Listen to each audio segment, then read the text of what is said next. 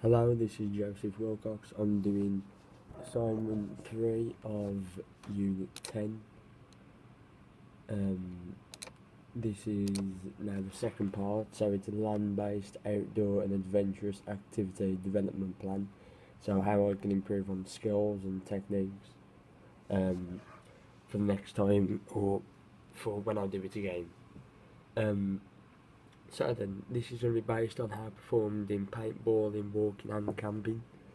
So there'll be a mixture of strengths for different things, and there'll be areas for improvement and what objective I'd set for myself and what I'll try and do in future.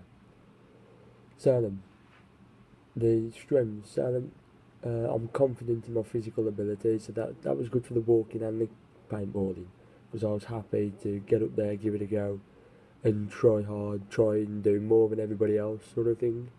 Not saying that I'm better than anybody else, but I'm saying that I'll try as much as everybody else, if not more.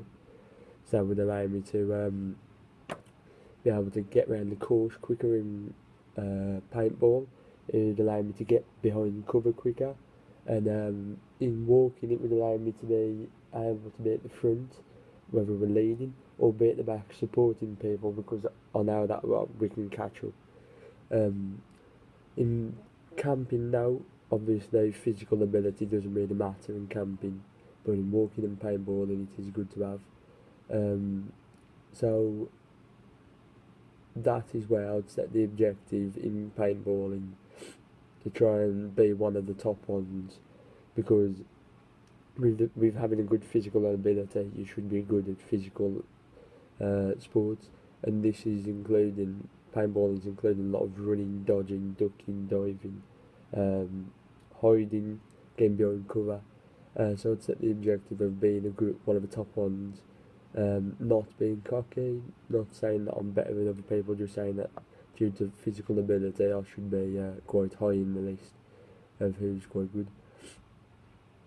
So then I would say that this is a good opportunity for me to be able to do well in walking and the paintballing, as obviously good physical, good physical body and fitness allows me to put my weight around and try as hard as everybody else, be a little bit faster and a little bit quicker, which should give me that edge. Um, so this will be quite good for my body, as it would suit me physically, because I'm a physical person, but also mentally because I enjoy getting out there and doing the physical activity. So then, another strength that I've got is I found the walk fun. I find running fun, walk fun, and paintballing was fun. So enjoying it means that I must be doing something right. As if you do something wrong, you never enjoy it. If you make a mistake, you don't enjoy it. So it must show that I'm doing things right. I'm having fun and everything. So then my target would be to try and go on a walk more often. Maybe set myself once a month, go on a long walk like that, because I do physical activity as well as that. But that would be good for my body and good for everything. So then, the reason why I found it fun and everything is partly due to the technique and form. So in walking, when carrying a bag, you need the correct technique and posture so that you don't get a bad back. As I sometimes have a bad back from just sleeping funny or uh, pulling it or something, then when camping, I needed to carry a quite heavy bag, but I made sure that I had it evenly distributed on my back, the straps were the correct length, and that I wasn't leaning back or forward, I was just having a straight back. This allowed me to carry the bag of food and extra clothes and water without hurting my back. I also enjoyed camping, which is good because, once again, if you don't enjoy it, you're not going to do it again. I enjoyed camping quite a lot, and that allows me to maybe go again if I get the chance. Um, but to do with camping, there's area for improvement. I didn't pack all the correct amount of clothes, as I was short on socks, and I'd wished I'd took another pair of shoes. Um, Now it's easy to look back and say that, and that is how I identify what I need to improve for next time. Um, so I'll set myself the target of making sure I remember all the clothes as well as the socks and shoes. But now I'm going to target that for myself. I'm going to try to remind other people, so that I can be a help. Because other people will obviously make mistakes, and so will I. So if we all help each other, then hopefully we shouldn't. So then, this could be a potential obstacle if I don't take the correct amount of clothes, as I'll be cold, wet, damp, and I might not have clothes to sleep in because I might all be wet, and I might not be able to walk the next day if my socks and shoes are wet. So this is a potential obstacle, as it would basically stop me from doing anything the next day, and it could result in stuff like blisters or cuts on my leg or sore feet from not having the correct clothes.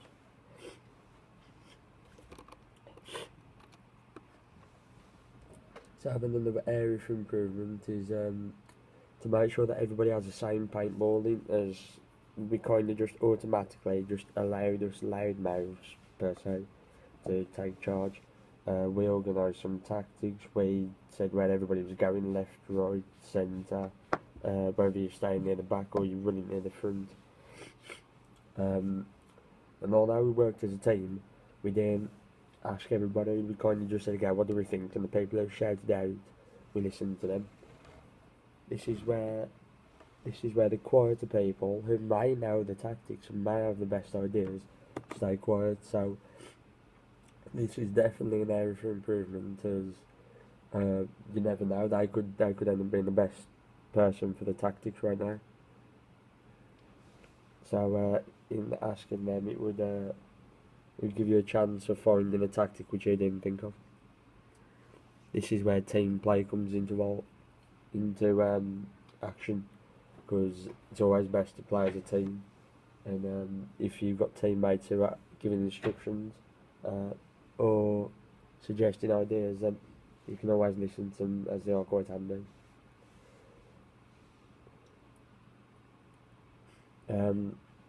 So then, skills and techniques I used. One of them was setting up the tent, and this was a strength of mine. I suppose it's classed as a skill, setting up a tent, but me and my mates, we set our tent up fast and efficient. It was set up properly, so we could put our sleeping bags in and our other bags in, just chuck them in there, and then we could go and help everyone else. Now, we didn't help everyone else, we instructed a couple of people, we helped a couple of people, but that's still a big help, as they might have been there for another 10 minutes if it wasn't for us. So it's always good to go and help other people. I found this as an opportunity to help other people, because we set it up quite easy, because we'd both been before and we camped before. Yet other people who hadn't been camping didn't actually know what they were doing. So found it quite easy to set up ours and then go and help others, which is definitely good practice, because two things: setting up tents always good. If ever you go camping, then you need to know how to set up a tent quite fast and efficient. But also helping other people, of course, is another bonus, and trying to not just doing all the work for them, and not just standing there watching, just helping a tiny bit and instructing a little bit, but still trying to let them feel like they are involved.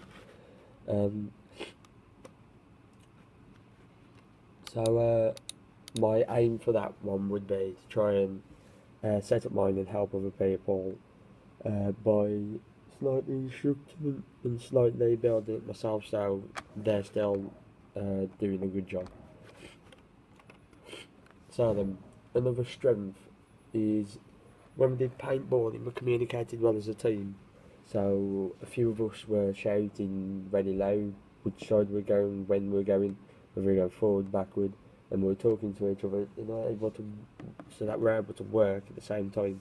So if we're all going to push as a team, it isn't just the right pushing and shouting to each other and then both sides would go. Or if one side would go, then the other side would come across and sweep the area, and vice versa.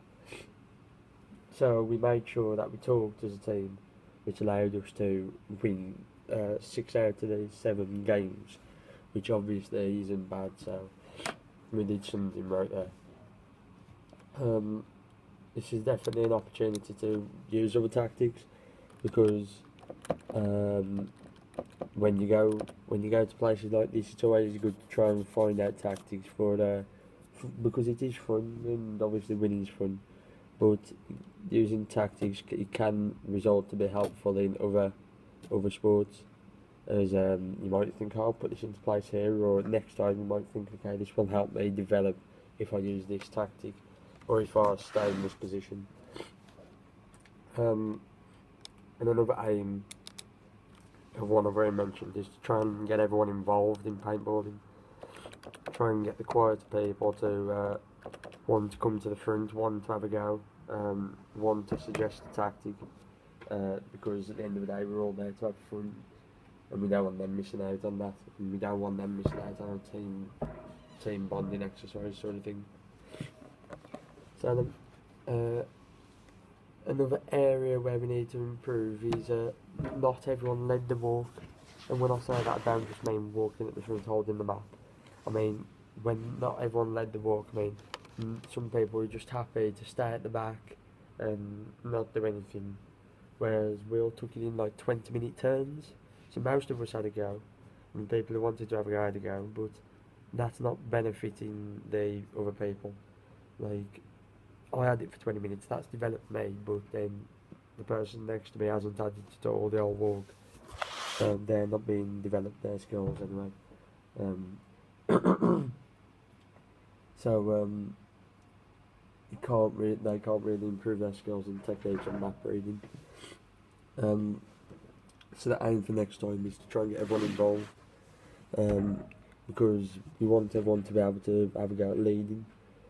So we should, in future, if we do a similar walk, then we should give it 10 minutes each.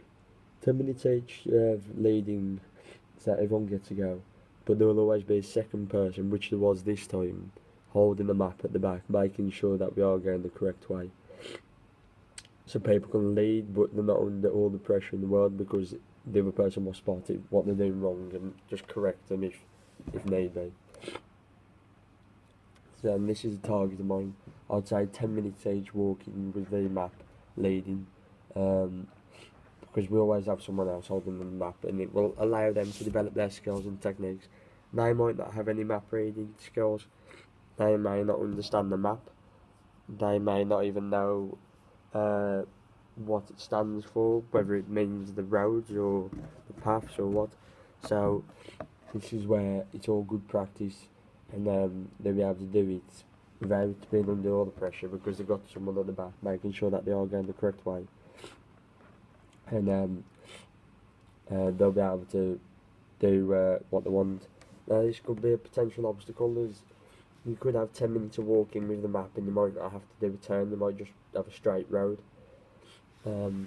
So that would have to be took into account to make sure that people are getting a fair crack of the whip, and they're not just being told to walk in a straight line, or not being told to find the way without any paths. Like, we need to find a solution of who wants to do the easiest and why, and then try and work it around that. So this is actually quite a decent strength of mine, map reading. I understand the map, and I know whereabouts we are on the map and where we've got to go, and everything, well, most of the things about the map. It's still an area for improvement, as you're always learning with maps. But knowing quite a bit about it, I'll class this as more of a strength for the area for improvement, but obviously I can improve. To develop my skills and techniques for next time, I would have wanted to challenge myself a little bit more. So I would have wanted to have the course, have the part of the map reading where there are many different paths, and some of them aren't all on the map, so you got to use your senses to work out which way we've got to go, and try and work it out like that, because that'd be an awful lot easier than just saying, okay.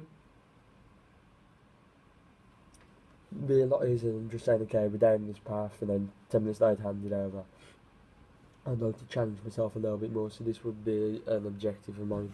I'd set myself a challenge of finding the way, possibly only using the compass and map, or just the map, or only looking at the map to start off and then using the compass, just to try and make it harder to be able to test myself more, as I might get it wrong, but that's where you learn, and you develop from that. So that would be a good experience for me. So it could be a potential obstacle, because when the whole group wants to go, I can't really just say, okay, I want the hardest one, because other people might want that and might not be able to do it, and they might not be the hardest, so it's a potential obstacle, but it's also an opportunity for me to test myself and try and move on to the next level of understanding maps with my skills and techniques.